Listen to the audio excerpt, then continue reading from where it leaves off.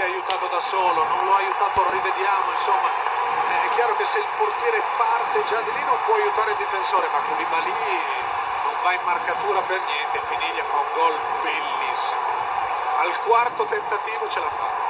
Altro bel cross a destra di Nilsson Perotti, a sinistra Marchese.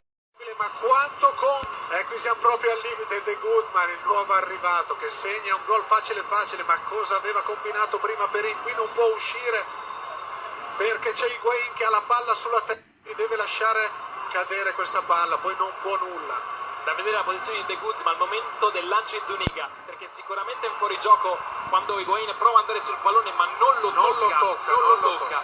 Quindi da vedere la posizione iniziale di De Guzman al momento del lancio di Zuniga, però il Napoli cercava carattere dopo la sconfitta di Bilbao, la squadra di Benitez è partita forte e che finale, calata, era inevitabile, intensità del